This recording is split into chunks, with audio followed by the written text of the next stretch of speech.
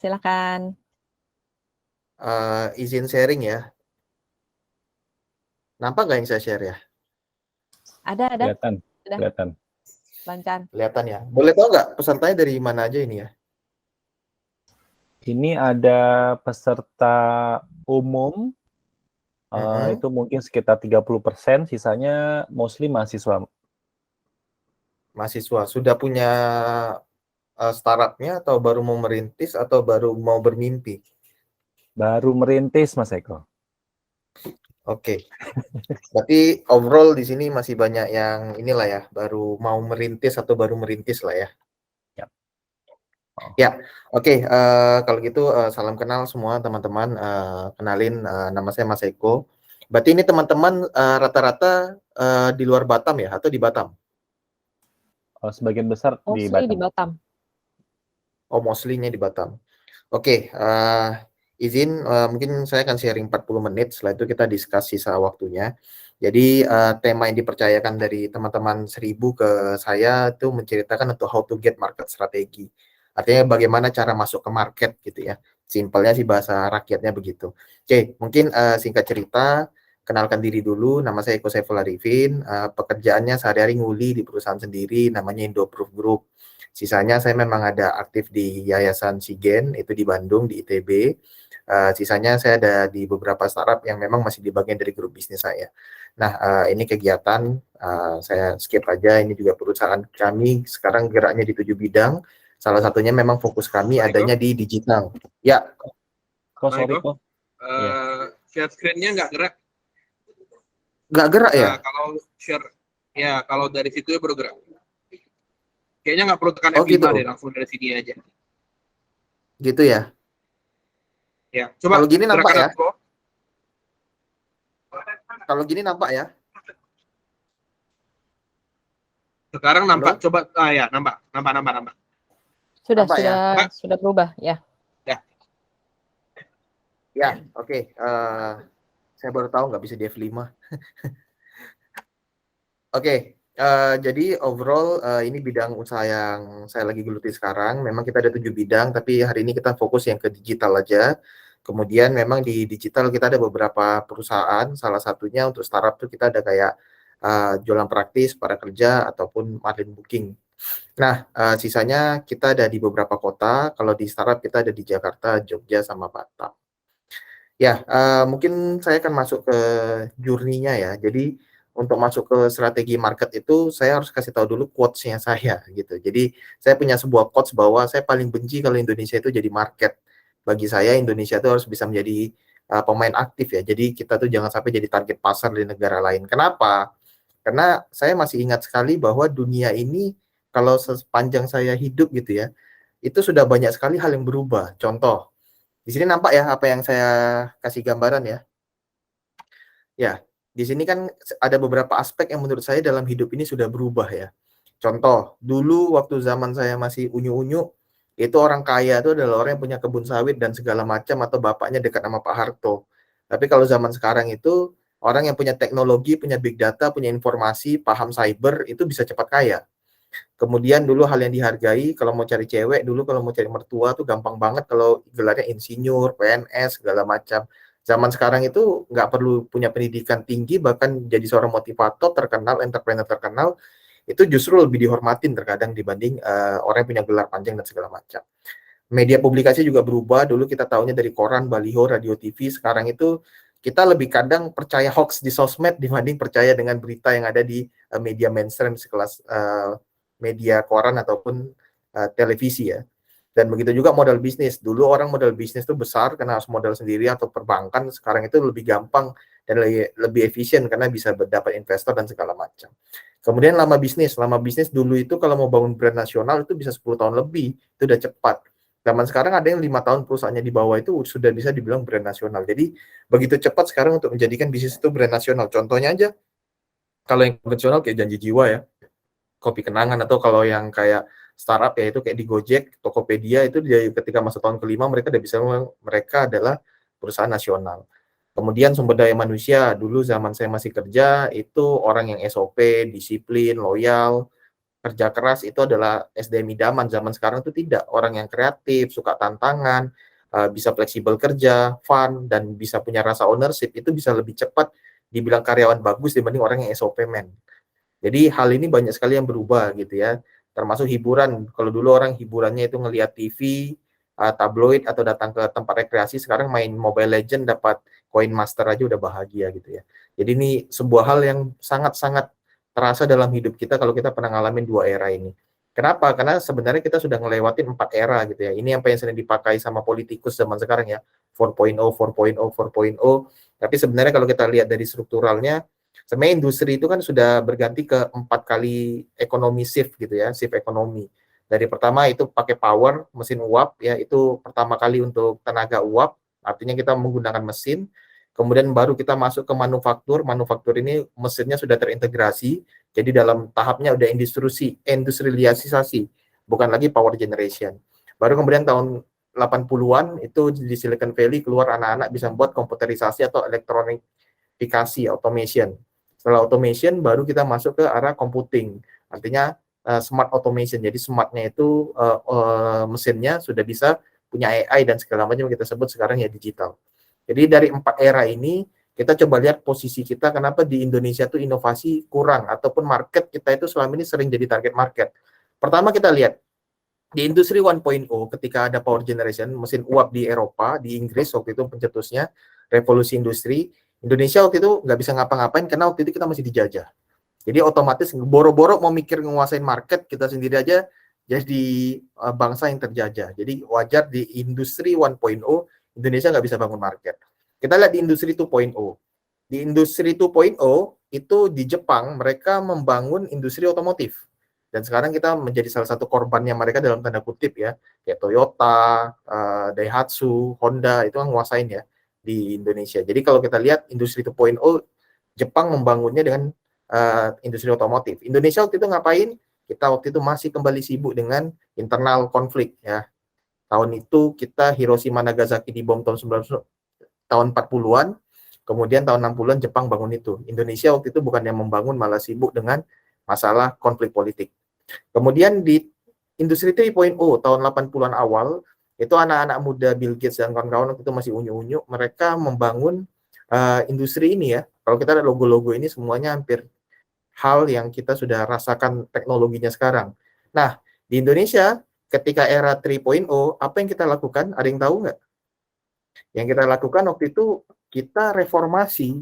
Jadi ketika kita reformasi itu tahun 98, yang terjadi itu banyak istilah kayak gini. Tanah surga katanya kenapa? Karena di tahun 98 itu banyak mahasiswa udah pintar, dia ngelihat terjadinya hal-hal seperti ini. Indonesia katanya kaya, tapi sumber kekayaannya dikuasain asing. Migasnya, pertambangannya, sampai barang-barang di rumah pun kita punya asing semua. Saya yakin teman-teman di sini kalau dilihat di rumahnya bahkan kamar mandinya, saya yakin tidak ada yang terbebas dari logo ini. Jadi kalau kita lihat ini hasil dari 3 revolusi industri, Indonesia nggak bisa bangun market. Otomatis ketika kita nggak bisa bangun market, ketika ada era industri berganti, kita hanya menjadi market. Nah, pertanyaan sekarang di industri 4.0 Indonesia kondisinya seperti apa? Nah, pertama kita lihat di industri 4.0 ini ada sebuah hal yang harus kita pahami dari segi mindset. Mindset yang pertama tuh harus kita tahu adalah bahwa it is not digital business but business in digital era. Artinya zaman sekarang itu bukan, wah saya jual baju, kenapa saya harus punya digital? Bukan karena bisnis baju harus didigitalisasi, bukan. Tapi bisnis baju itu harus mengikuti eranya digital. Karena memang sekarang sudah eranya digital. Kalau dulu eranya adalah masih komputerisasi, berarti semuanya penting komputer. Kalau digital berarti dia nggak harus komputer, karena mobile phone juga sudah bisa menjadi alat kerja. Jadi yang kita harus tahu bahwa zaman sekarang itu bukan semua bisnis harus digital, tapi semua bisnis harus bersentuhan dengan era digital. Itu yang membedakannya. Karena kalau kita lihat sekelas Unilever pun dengan brand-brand yang ini, mereka sudah menggunakan pemasaran juga udah omni-channel. Artinya tidak lagi konvensional televisi segala macam atau jaringan retailer distributor. Tapi mereka juga membangun iklan, branding, dan membangun engagement dengan sosial media. Nah, kenapa? Karena kita lihat di Indonesia, bahkan kalau saya lihat di tahun 2011, Indonesia itu jauh sebelum kita ngomong Indonesia itu negara mau 4.0 digital, kita itu tahun 2011 sudah menjadi 4 besar negara dengan top internet transaksi yang luar biasa. Begitu juga e-commerce-nya. E-commerce kita itu tumbuhnya luar biasa. Di mana Indonesia itu ketika tahun 2013 sampai 2016 itu 5 besar di Asia negara dengan transaksi e-commerce. Jadi bayangkan apalagi kalau sekarang gitu ya. Dengan size market kita juga penduduk itu 253 juta deh. 253 juta ya. Dan sekarang katanya 275 juta di 34 provinsi. Jadi kita itu negara nomor 4 terbesar di dunia dari segi penduduk. Di mana peta persebarannya memang masih mayoritas adanya di Jawa. Tapi kalau kita bisa lihat dari sini sebenarnya pemerataannya cukup besar ya. Karena di Sumatera juga masyarakat yang melek internet sudah 18,6 juta. Dan yang menarik itu data SIS, ini tahun 2014 saya ambil datanya. Itu Indonesia adalah negara dengan tingkat browsing handphone itu paling tinggi, di mana 666 situs orang Indonesia buka per bulan secara handphone. Ini tahun 2014. Berarti semua pop-up itu orang Indonesia buka gitu ya. Makanya tertinggi di dunia. Dan sebenarnya secara advertising, mobile advertising kita itu sudah nomor 2 tertinggi di dunia iklan advertising digitalnya. Dan kita bisa lihat ketika Tokopedia, Kaskus, Lazada, Zalora semua memulai itu dari tahun 2013 rata-rata transaksi mereka itu sudah tembus kayak Tokopedia itu 8 miliar per bulan dengan pengunjung hampir 200.000 lebih pengunjung per hari. Wah, itu kalau dibilang mall Plaza Indonesia aja kalah gitu ya. Makanya wajar ketika Tokopedia dan kawan-kawan sekarang itu menjadi unicorn karena transaksi mereka, pengunjung mereka, dan toko tenan mereka itu sudah besar sejak tahun 2013. Begitu juga kayak bineka.com dan lain-lain. Jadi kalau kita lihat dari sini, sebenarnya tahun 2013 saja Indonesia itu secara umum marketnya sudah besar, apalagi dengan akselerasi digital dan akselerasi internet sekarang yang lebih baik. Jadi kalau kita lihat dari sini, sebenarnya pasar kita sangat besar. Akhirnya terjadilah brand-brand seperti Gojek ini, di mana mereka bisa memanfaatkan market size ekonomi kita. Jadi size ekonominya Indonesia itu kita lihat ya, ada ride hailing, ada online media, online travel, e-commerce. Dan kita ride hailing itu salah satu yang terbesar setelah online media ya. Jadi sebenarnya paling digital, paling besar di Indonesia itu sebenarnya bukan Gojek. Kalau secara advertising ya, itu yang paling besar itu masih media online, detik.com dan kawan-kawan. Size market besarnya ya. Kemudian juga akhirnya kalau kita lihat market size secara internet ekonomi, kita juga jauh lebih besar dibanding negara-negara lain di ASEAN. Jadi kalau kita bilang di industri 4.0, Indonesia marketnya juga sangat besar. Akhirnya kita bisa lihat pemain-pemain di sini, terutama di fintech, tumbuh besar. Kenapa? Karena memang size ekonominya lagi tumbuh dan masih sangat bertumbuh. Bahkan sekarang itu lagi tren ya. Saya lihat teman-teman itu sekarang itu lagi hobi nge-spill saldo GoPay, pengeluaran GoPay-nya. Ada yang pengeluaran setahunnya ratusan juta, dan cuma 2 juta, dan ada yang puluhan juta. Tapi kalau kita lihat dari sini, fintech itu bertumbuh. Akhirnya karena fintech bertumbuh, e-commerce pasti bertumbuh. Dan kalau e-commerce bertumbuh, pasti layanan service sampai IoT juga bertumbuh. Jadi ini 4 kategori data pemain besar di Indonesia secara digital. Akhirnya kita bisa lihat kita punya Gojek, di mana transaksinya ini tahun 2018 ya, sebelum orang spill GoPay sekarang ya. Itu GoPay tahun 2018 saja itu sudah bisa punya 87 triliun saldonya untuk orang berputar di ekosistemnya. Dengan transaksi GoFood-nya saja 27 triliun.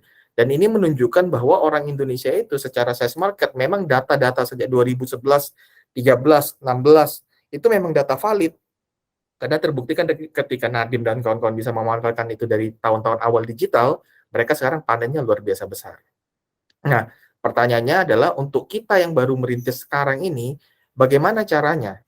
Yang harus pertama kali kita ketahui itu adalah 6 karakteristik ini. Jadi 6 karakteristik ini itu adalah 6 dasar utama bisnis digital. Tapi sebelum saya ke sini, saya akan spill beberapa hal tentang konsep bisnis digital.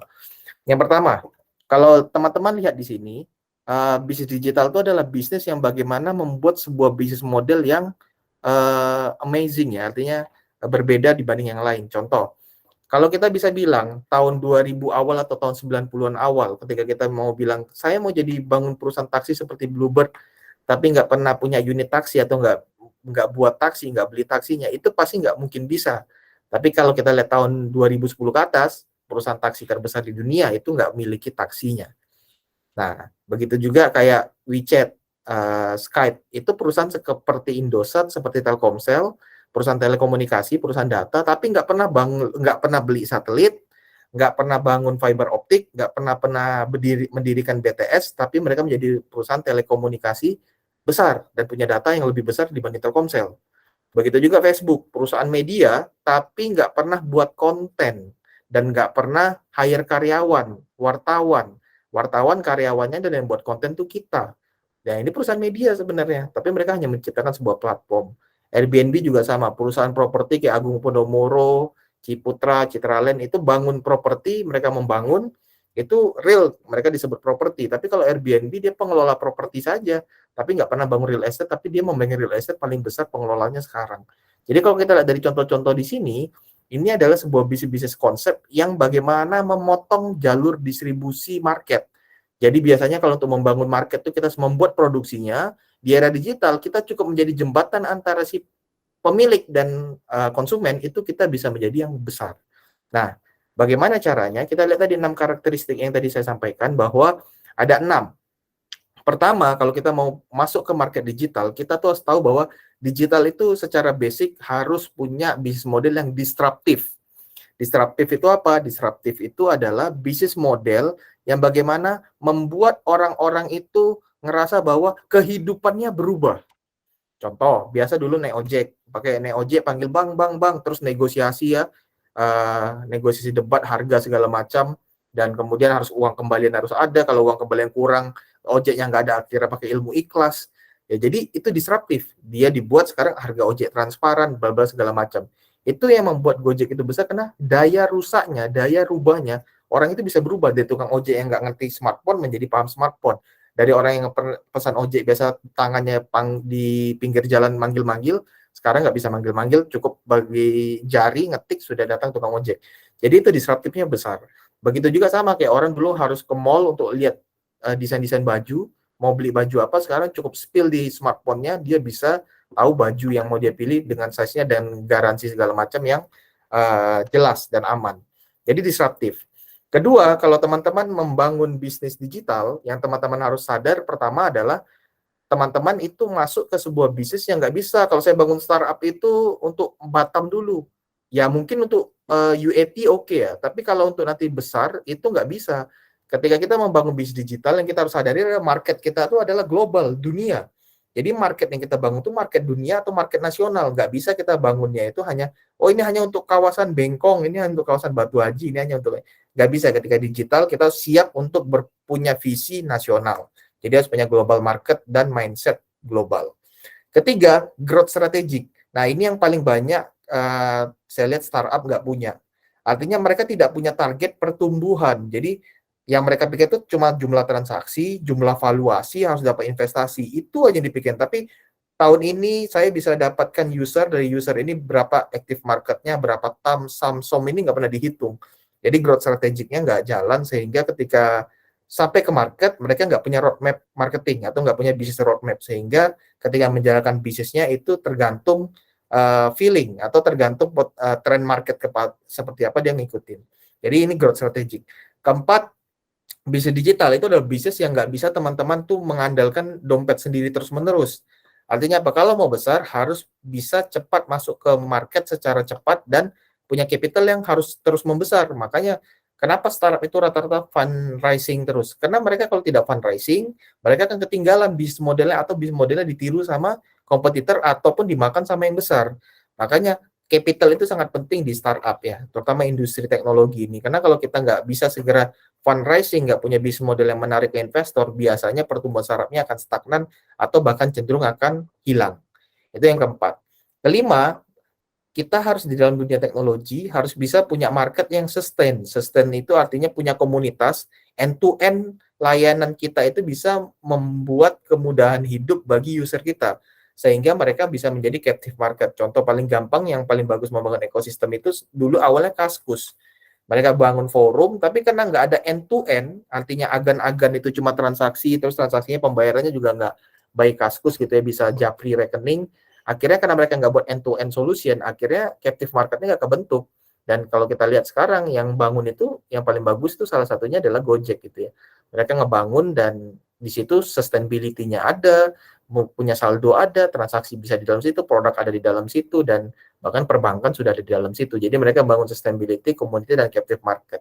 Dan terakhir, kalau kita lihat semua bisnis digital itu punya hal yang namanya kolaborasi dan economic sharing. Artinya tidak semua teknologi mereka kuasain, tapi biasanya mereka kerjasama, open API, atau mereka co-branding.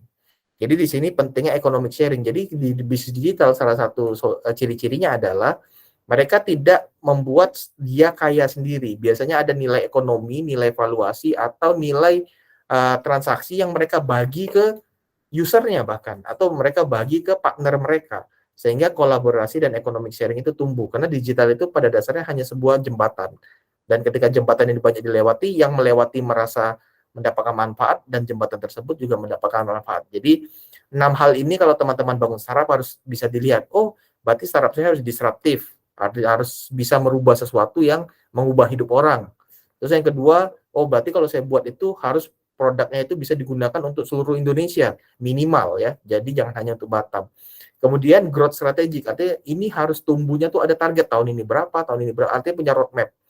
Keempat, berarti tadi harus cepat hitung permodalannya sehingga tahu dan kemudian bisa cepat fasting untuk eksekusi modal tersebut. Kelima, setelah modalnya masuk, buatlah sebuah sistem sustainability, komunitasnya, orang end-to-end di dalam situ layanannya sehingga captive market terbentuk. Dan terakhir, kolaborasikanlah, co-brandingkanlah sehingga cipta ekonomi sharing yang bisa membantu orang. Nah, sekarang pertanyaannya untuk bangun 6 hal ini kan nggak gampang.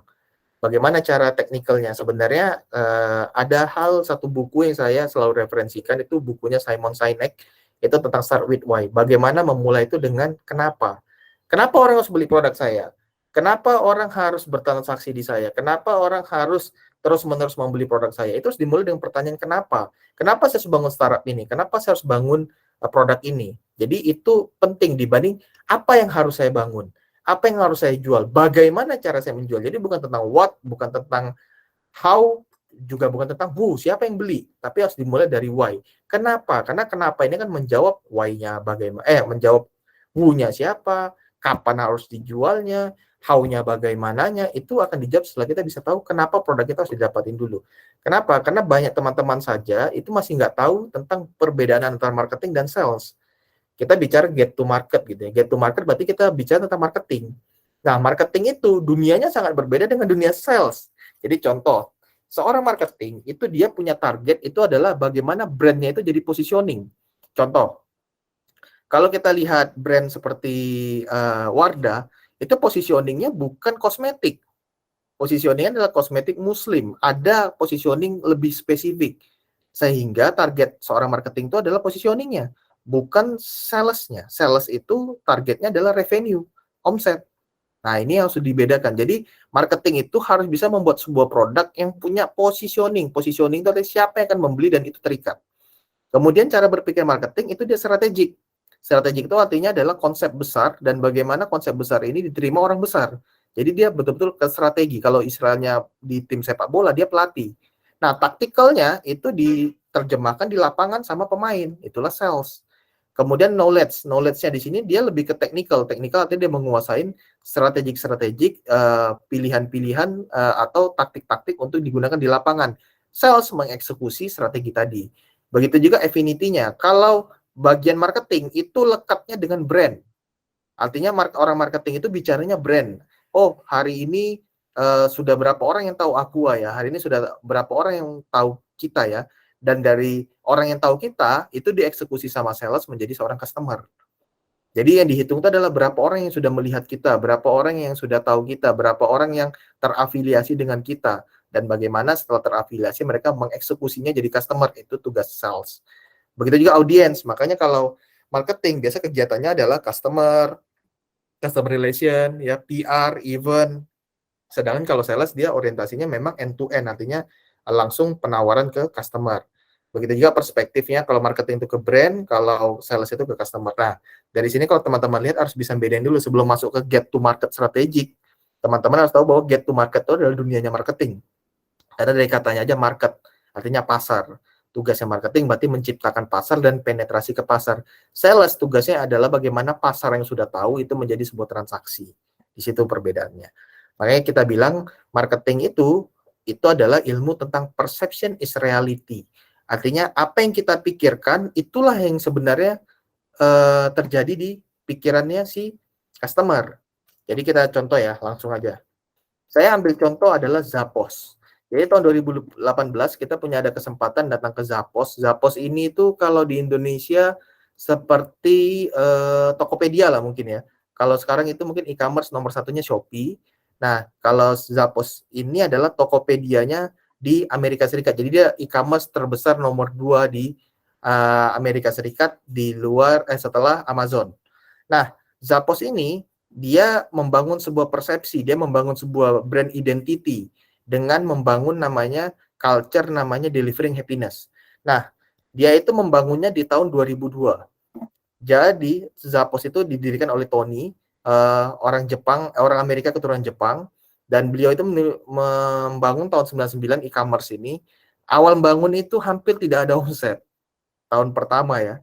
Tahun 2000 mulai ada omset, tahun 2001 mulai ada omset. Nah, 2001 ke 2002 dia melakukan perubahan dengan menciptakan bisnis model atau persepsi ke customer-nya adalah delivering happiness. Jadi delivering happiness ini kalau teman-teman pernah punya teman bule atau pernah keluar negeri ya ke negara-negara barat, orang bule itu punya salah satu penyakit itu adalah tidak bisa tersenyum atau sangat susah tersenyum. Nah, sehingga Tony itu membuat sebuah layanan yang simple. Bagaimana karyawannya itu bisa punya senyum yang standar dan bagaimana kurir-kurirnya ketika mengantar barang itu selalu tersenyum. Dan senyumnya itu senyum yang tulus. Jadi kalau dia kurirnya datang, kalau dapat kurir gitu ya dari DHL, FedEx atau dari Amazon, itu kurirnya cuek, bahkan tinggalkan barang terus pergi. Nah, kalau di Zappos kurirnya datang, itu kurirnya datang dengan senyum. Kalau nggak senyum, transaksinya gratis. Nah, ternyata layanan ini bisa membuat Zappos tumbuh dari transaksi 8,6 menjadi 32 miliar hanya dalam 1 tahun. Artinya lompatannya 3 kali lipat hanya dengan sebuah kata-kata delivering happiness. Nah, kalau ke teman-teman lihat di sini, apa yang dia bangun? Dia bangun sebuah perception marketing, positioning bahwa bagaimana ketika layanan lain tidak ada hatinya, tidak ada kebahagiaannya, dia menjual kebahagiaan. Produknya adalah tas, ya, baju segala macam sama seperti yang ada di Amazon.